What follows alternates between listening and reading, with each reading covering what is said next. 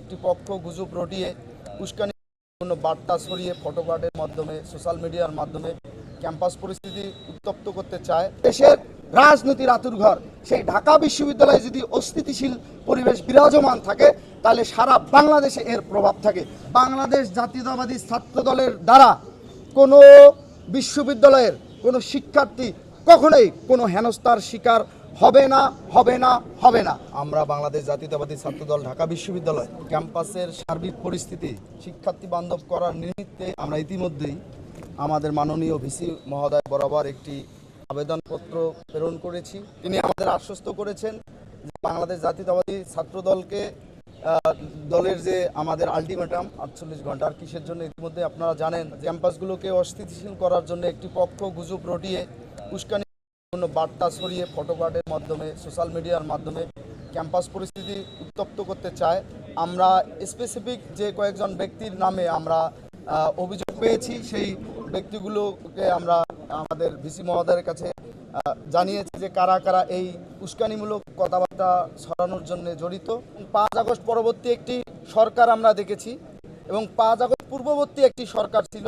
সেই সরকারটি আপনারা তো সবাই জানেন, ফেসিবাদের সেই সরকারের সময় আমরা বাংলাদেশ জাতীয়তাবাদী ছাত্রদল সহ বাংলাদেশের গণতান্ত্রিক প্রগতিশীল কোনো ছাত্র সংগঠনেই সঠিকভাবে রাজনৈতিক চর্চা করতে পারিনি।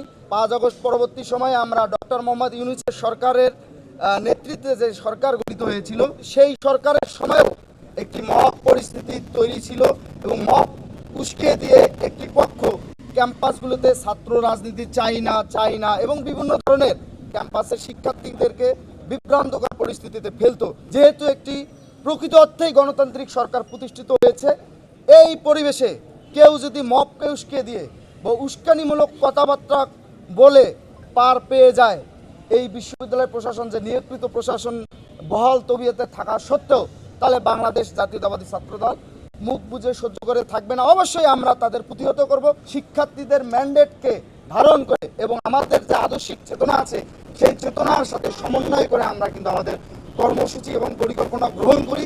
মাননীয় ভিসি মহোদয় আমরা যে অভিযোগ তার কাছে দায়ের করেছি, তিনি আমাদের আশ্বস্ত করেছেন তিনি 48 ঘন্টার মধ্যে তিনি খতিয়ে দেখবেন এবং তিনি তার যথাযথ ব্যবস্থা করেছেন। সর্বোচ্চ বিদ্যাপীঠ ঢাকা বিশ্ববিদ্যালয়ে সকল মতের সকল দর্শনের নেতাকর্মী সমর্থক যারা আছেন তারা তাদের মত প্রচার করুক, অধিকার চর্চা করুক। অবশ্যই সেটা গণতান্ত্রিক উপায়ে শিক্ষার্থীদের ম্যান্ডেটকে মাথায় সম্পূর্ণরূপে ধারণ করেই আমরা আমাদের রাজনৈতিক গতিপথ নির্ধারণ করি।